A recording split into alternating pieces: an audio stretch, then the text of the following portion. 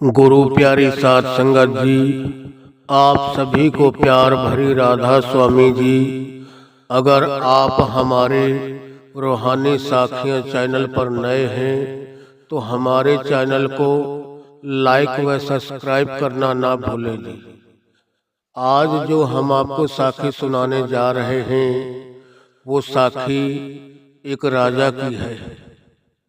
एक राजा एक बार अपने नगर में सुबह सुबह सैर के लिए निकले और जब किसी गांव के नजदीक से निकले, वहां एक बच्चा जो कि 8-10 साल का था, वो रास्ते के ऊपर खेल रहा था और उस बच्चे ने रास्ते के बीच में खड्डे खोद रखे थे और वो खेल रहा था वहां। जब वहां राजा वहां से निकला तो राजा ने उन गड्ढों को देखकर कहा उस बच्चे से कि बेटा, रास्ते में गड्ढे मत खोद। किसी के घोड़े का, किसी आदमी का, किसी का भी इसमें पैर जाके टूट सकता है और गड्ढे मत खोद। तो बच्चे ने उस तरफ ध्यान ही नहीं दिया। राजा फिर उससे कहने लगा, बेटा, मैं तेरे से कह रहा हूँ कि रास्ते के बीचों बीच में गड्ढे मत खोद, खड्डा मत कर। यहाँ किसी का बीच में पैर चला जाएगा और पैर टूट जाएगा किसी का। रास्ते से साइड में होके खेल ले। जब दूसरी तरफ दफा राजा ने कहा तो उस वक्त वो बच्चा राजा की तरफ देख के कहता है कि राजन, अगर मैं खड्डा खोद रहा हूं ना तो इसमें मैं ही गिरूंगा, कोई और नहीं गिरेगा। जब ये राजा ने उसके मुख से बात सुनी उस छोटे से बच्चे से और चला गया आगे, सोचने लगा कि ये बच्चा बहुत विद्वान है, बहुत गहरी सोच रखने वाला है। अब उस राजा के कोई संतान नहीं थी। उसके जो राजपाट का वारिस बनने का कोई भी उसके संतान नहीं हुई थी। जब आगे वो घूमने के लिए गया, मगर उसके दिमाग में वही बात चलती रही कि बच्चा तो बहुत इंटेलिजेंट बच्चा है, इसको तो लेना चाहिए, इसी को अपना मैं लड़का बना लूं और कल को मेरे जाने के बाद में मेरे इस राजगद्दी का मालिक यही बन जाए तो बढ़िया है। बच्चा बहुत समझदार और नेक है। अब जब दोबारा वहां से निकला, वापिस आया जब, तो उस जगह वो बच्चा नहीं खेल रहा था। उस वक्त तक वो अपने घर जा चुका था।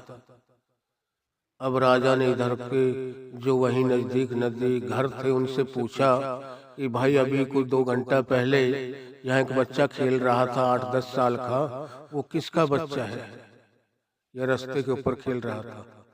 तो किसी ने बताया कि भाई ये सामने वाले घर वालों का है, इनके 4-5 बच्चे हैं, इनका एक लड़का खेल रहा था रास्ते के ऊपर।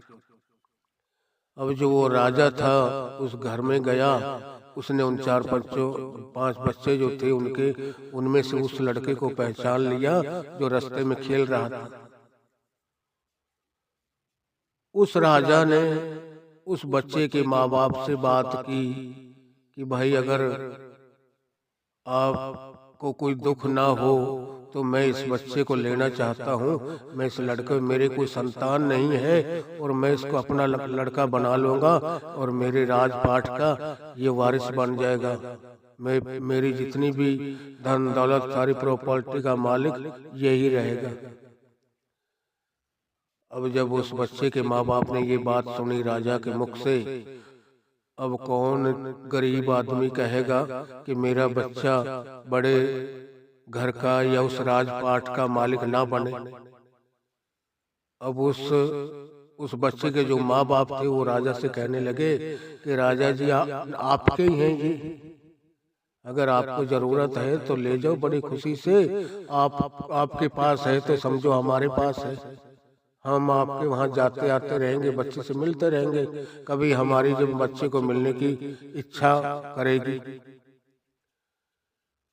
तो वो कहने लगा भाई ये बच्चा मेरे को दे दो।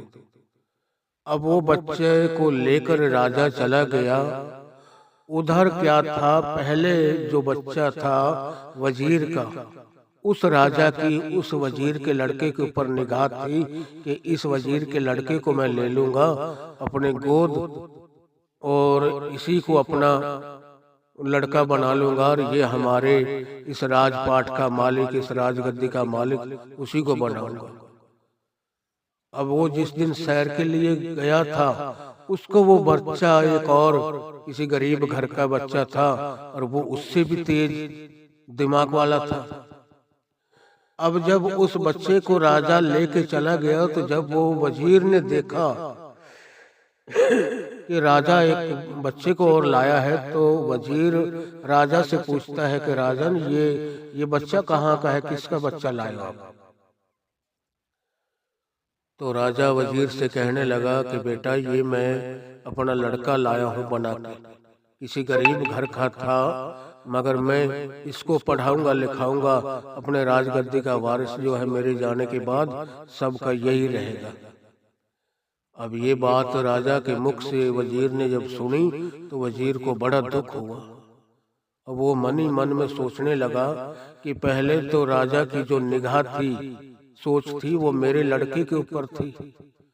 अब जब ये बच्चा आ गया है तो अब राजा को तो मेरे लड़के को कहाँ लेगा, इसी को रखेगा। अब राजा से उस वजीर ने तो कुछ नहीं कहा, मगर अपने मन में ये ठान ली कि किसी भी तरीके से इस बच्चे को इस अपने रास्ते में से हटाना होगा। अब कुछ दिन चलते रहे। एक दिन वजीर राजा से कहने लगा कि राजा जी आप किसका बच्चा ले आए हैं, गरीब किसी घर का है, इसको क्या पता, इतनी गहराइयों की बात का इतनी कोई भी बात है जो इसको अभी इतना ज्ञान कहाँ है, ये मेरे को तो पागल बच्चा दिखाई दे रहा है बिल्कुल। तो राजा कहने लगा नहीं पागल नहीं है, बहुत समझदार है ये। कहने लगा वो वजीर कि मैं इससे कोई सवाल पूछता हूँ, अगर उस सवाल का जवाब ये सही दे देगा तो ठीक है, आप इसी बच्चे को रख लेना। अगर इससे वो सवाल का जवाब ना दिया गया तो ये समझो फिर ये पागल है, ये मूर्ख है, ये कुछ नहीं बता पाएगा, इसको वहीं वापस छोड़ आएंगे। तो राजा कहने लगा ठीक है भाई वजीर, अगर तेरे को कोई मन में तेरे है, कोई कुछ पूछना चाहता है इस बच्चे से तो पूछ लो। अब वजीर ने उस बच्चे को बुलाया और उस बच्चे से वजीर पूछने लगा कि बेटा तो ये बता कि वो जो परमात्मा है उसकी जो निगाह है किस तरफ वो देख रहा है और किस तरफ उसकी पीठ है, किस तरफ उसका मुख है और किस तरफ खुदा की पीठ है, वो जो सबका मालिक है। अब जो वो बच्चा था बड़ा समझदार था। अब कहने लगा वजीर से कि अंकल ऐसा करो, एक आप दीवा ला, कच्चा जो मिट्टी का हम दीवा जलाते हैं, दीपक जलाते हैं किसी मजार पर या दिवाली पे जलाते हैं दीवे, वो दीवा मंगाया और उसमें तेल डलवाया और एक बत्ती को बनाकर उसके बीचों बीच में रख दिया। और जब उसको जला के दिखाया उस बच्चे ने, और उस वजीर से कहने लगा तो अब ये बता कि इस दीवे का किस तरफ मुंह है, इसके चांदने का, ये जो मैंने दिया जलाया है इस दिए के चांदने का किस तरफ मुंह है और किस तरफ पीठ है। जब ये बात उसने प्रमाण करके दिखाई उस बच्चे ने, वो राजा कहने लगा, वो जो वजीर था वो बच्चे से कहने लगा भाई इसका तो जो चांदना है चारों तरफ बराबर मिल रहा है, बराबर है चारों साइड में। तो उस बच्चे ने वजीर से कहा जब इस दिए का, इस दीपक का चांदना जो है बराबर चारों तरफ लग रहा है, इसी तरीके से उस मालिक की भी निगाह इस धरती के चारों तरफ है। ये नहीं कि ये मालिक अगर एक तरफ देख रहा है और उसकी पीठ की तरफ से जो कुछ हो रहा हो उसको कोई पता ही नहीं चलता। जैसे इस दिए का बराबर चांदना चारों तरफ घूम रहा है ना बराबर से, इसी तरीके से मालिक की निगाह बीचों बीच में मालिक है और चारों साइड मालिक के चारों तरफ निगाह होती है उसकी। तो वजीर बड़ा आंखें नम हो गई उसकी, कहने लगा राजा से कि राजा जी वास्तव में ही ये लड़का बहुत तेज है, ये कभी मार खाने वाला नहीं है। अब वैसे उस तरीके से तो उसका दिल मान गया, मगर वो फिर भी नहीं चाहता था कि यही लड़का राजा की इस राजपाट का मालिक बने, ये राजगद्दी का मालिक बने, इस रजवाड़े का मालिक बने, राजे की जितनी धन दौलत प्रॉपर्टी का मालिक यही रहे। वो नहीं चाहता था, वो अपने बच्चे को देखना चाहता था उस गद्दी के ऊपर। अब मन ही मन में उसमें चलता रहा कुछ दिन। एक दिन राजा उस टाइम खाने पीने वाले होते थे, मांस मदिरा पीते खाते थे। एक दिन वो जो वजीर था उस नगरी में जो कसाई था, जैसे बकरे काटने वाले, जैसे सगना कसाई हुआ करता था, आज तो जगह जगह रोडों के ऊपर कसाई बने बैठे हैं, उन्होंने मुर्गों की दुकानें खोली हुई हैं। उस वक्त कोई एक आध होता था गिना चुना और वही इस काम को किया करता था।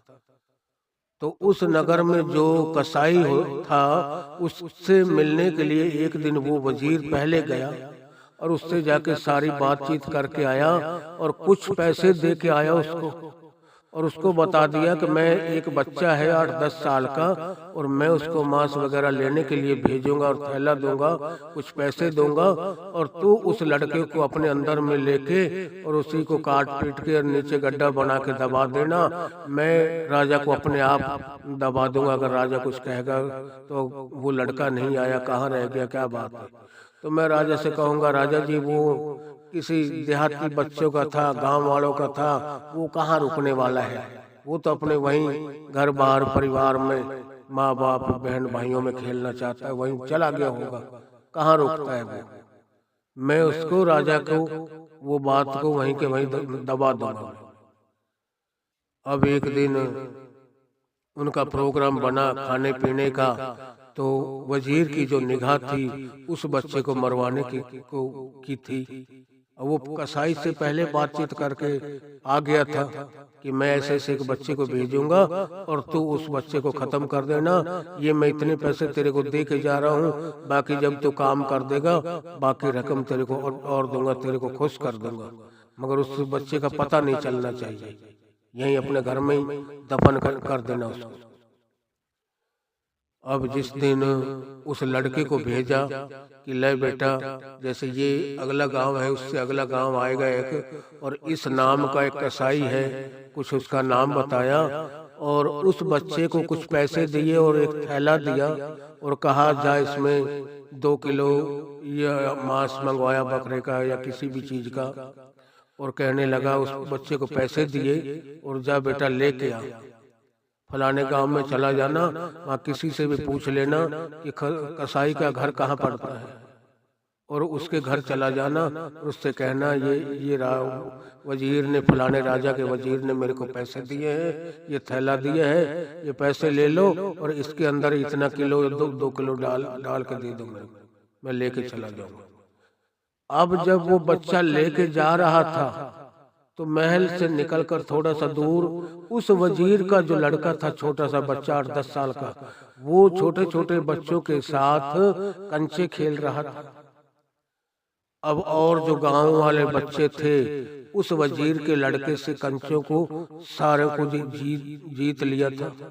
अब वो वजीर का लड़का हार चुका था। अब जब वहां से वो लड़का निकला जिसको राजा लेके गया था, उसी के पिता ने, वजीर ने भेजा था कि जा मांस लेने के बहाने उसको मरवाने के लिए। तो जब वो जो वजीर का लड़का था उस लड़के को बड़ा भाई मानता था, वो उससे कहने लगा कि भाई ऐसा कर, जो तू काम जा रहा है वो तो मैं कर आऊंगा। इन्होंने मेरे कंचे सारे जीत लिए हैं, और आप ऐसा करो, मेरे बदले आप खेलो और आप मेरे को सारे कंचे इनसे जीत के दे देना। जो कुछ सामान लेने के लिए आप जा रहे हो वो सामान तो मैं ले आऊंगा। उसने कहा ठीक है भाई। अब उसने वो पैसे और वो थैला उस बच्चे को दे दिया, वजीर के लड़के को, और उसका नाम बता दिया कि फला गांव में जाओ और इस नाम का कसाई होगा, उसको बोल देना कि फला राजा ने इतना कुछ ये सामान मंगवाया है, और उसको लेके आ जाना। अब वो जो कसाई था उसने तो ना वो जो जिस बच्चे को राजा लेके गया था ना उसको उसने वो बच्चा देख रखा था, और ना ही उसने उस वजीर के बच्चे को देख रखा। अब जब वो बच्चा तो वहां कंचे खेलने लग गया जिसको राजा ले गया था, और वो जो वजीर जिस बच्चे को मरवाना चाहता था उसका बच्चा कंचे कंचे अपने जितवा कर वहां खड़ा हुआ था, और उसके पास थोड़े बहुत थे। उसने कहा कैसे कर बड़े भाई, तू मेरा बड़ा भाई है और मेरी बारी को तू चल अब, और जो सामान लेने तू जा रहा है वो सामान मैं ले आऊंगा, और तू खेल कर मेरे को सारे कंचे जीत के इनसे मेरे को दे देना। अब वो लड़का तो वहां खेलने लग गया, और जो वो वजीर का लड़का था वो कसाई के पास चला गया। अब कसाई के पास जब गया पूछकर, तो कसाई ने कौन सा देखा हुआ था, उसने उसको अंदर बुलाया, अंदर ले गया, वो पैसे और थैले ले लिया, और उस बच्चे को वहीं काट पीट कर और अपने घर में ही गड्ढा बना के और दबा दिया। अब जो वो जिस लड़के को वजीर लेके गया और राजा लेके गया था, वो लड़का उन बच्चों से सारे कंचे जीत के काफी देर तक वहां रुका रहा कि भाई वो अब अभी तक नहीं आया। मैं उसके इंतजार में वहीं बैठा रहा हूँ अब तक। जब इंतजार करते करते वो हार के सारे बच्चे वो अपने अपने घर चले गए। वो जब तक भी नहीं आया, वो बच्चा कहाँ आने वाला था। उस वक्त वो जिस बच्चे को राजा लाया था वो राजमहल में चला गया, और जब वो निगाह उस वजीर की पड़ी उस बच्चे के ऊपर, कहने लगा बेटा तेरे को वो सामान लेने के लिए भेजा था वो कहाँ है, लाया तू जिस कसाई के पास आपको भेजा था। तो उस बच्चे ने कहा कि अंकल आपका बच्चा वहाँ बच्चों और बच्चों गांव वालों बच्चों के साथ कंचे खेल रहा था और वो हार चुका था, थोड़े बहुत उसके पास थे, तो उसने मेरे से कहा कि भाई तू मेरा बड़ा भाई है, तू इनसे सारे कंचे जीत ले और मेरे को दे देना, और मेरे बदले में तू खेल, और जो सामान तू लेने के लिए जा रहा है वो काम मैं करके लाता हूँ। तो कहने लगा अंकल मैं तो खेलने लग गया, और उसको मैंने थैला और पैसे दे दिए, वो उस कसाई के घर चला गया वो मांस लेने के लिए। जब वजीर ने ये बात सुनी तो वजीर ने रोना शुरू कर दिया। अब वजीर का दिल मान चुका था कि वो मेरा जो बच्चा है वो अब जिंदा नहीं है। अब इतने में राजा आ गया। राजा पूछने लगा वजीर से कि वजीर रो क्यों रहे हो आप, क्या बात है। अब जितना उसको चुप कराए वो ज्यादा ज्यादा रोना शुरू कर दिया। क्यों, उसका इकलौता बेटा था और उसने मरवाना किसी दूसरे को चाहा, मगर उसका खुद चला गया। तो वो राजा के पैरों में गिर पड़ा, कहने लगा राजा जी मेरे से बहुत बड़ी भूल हुई, और जिस बच्चे को तुम लाए हो वो बच्चा तो बच गया और मैंने अपने बच्चे को मरवा दिया। मैंने बुरा तो किसी दूसरे के बच्चे के बारे में सोचा था बुरा करने को, और हो मेरे बच्चे के बुरा गया। कहने लगा क्या बात है। तो उसने वजीर ने राजा को पूरी बात बताई कि राजा जी चाहे आप छोड़ो चाहे मेरे को भी खत्म करो, मेरा बच्चा तो इस दुनिया से चला गया। मैंने मरवाना तो चाहा था ये बच्चा कि ये हट जाएगा, आगे से खत्म हो जाएगा, तो मेरे बच्चे को राजा अपने गुरगद्दी का वारिस और अपने राजपाट का मालिक बना देंगे। इस लालच में आकर मैं इस बच्चा मरवाना चाहता था जिसको आप लाए थे, मगर वो बच्चा बच गया और मेरा बच्चा इस दुनिया से चला गया सिर्फ मेरी वजह से, मेरी कमी की वजह से। मेरे लालच ने ही मेरे बच्चे को मरवा दिया। तो उसने जब सारी बात बताई तो राजा ने बहुत माथे पे हाथ रख के बड़ी चिंता व्यक्त की। सोचने लगा, कहने लगा, अरे मूर्ख, अपने इतनी बड़ी महान गलती की। आज बता, तेरा इकलौता बेटा और तू किसी का दूसरे का बुरा मांग रहा था, तो आज तेरा खुद का हो गया। इसीलिए कहते हैं कर भला हो भला, अंत भले का भला। इसीलिए हमारे 10वें गुरु गोविंद सिंह ने अपनी वाणी में कहा है कि जो तो को कांटा बोए वाको बोए तो फूल, तो है फूल को फूल है वाको में त्रिशूल। कि जो तेरे रास्ते में कांटे बोता है तो उसके रास्ते में फूल बो, तो ही फूल को फूल है वाको में त्रिशूल। कि जो हम अपने हमारे लिए जो कांटे बोता है, हम उसके आगे फूल बोएंगे तो उसको हमको फूल के फूल मिलेंगे और उसको वही कांटे त्रिशूल बन के लगेंगे, उसी के शरीर में चुभेंगे, हमारा कुछ नहीं बिगड़ेगा। तो हमें भी चाहिए हर वक्त अच्छा सोचें, अच्छा करें, किसी का बुरा मत सोचें। जब हम दूसरों का भलाई, दूसरों की अच्छा मांगेंगे तो हमारा ऑटोमेटिक मालिक करेगा। ये कुदरती उस कुल मालिक का एक नियम है। जब हम किसी के बारे में बुरा सोचेंगे तो हम तो अभी सोचेंगे ही, हमारा हो ही जाएगा। हम किसी के बारे में करना कि सोचेंगे किसी के साथ गलत, और हमारे घर में वो काम हो जाएगा। तो हमें चाहिए हर वक्त उस मालिक के हुक्म में, उसके भाने में रहते हुए उसकी भजन बंदगी करें, ताकि हमारी भक्ति की लाज वो मालिक जरूर रखे। हमारा परमार्थ भी बनाते हैं, हमारा सतगुरु, और स्वार्थ भी बनाते हैं। हर वक्त हमारे अंग संग खड़े होते हैं, दुख में सुख में हर वक्त हमारे सहाय होते हैं। तो हमें भी चाहिए अपने सतगुरु के हुक्म में रहकर, उसके भाने में रहकर हम भजन बंदगी करें बिगर नांगा। राधा स्वामी जी।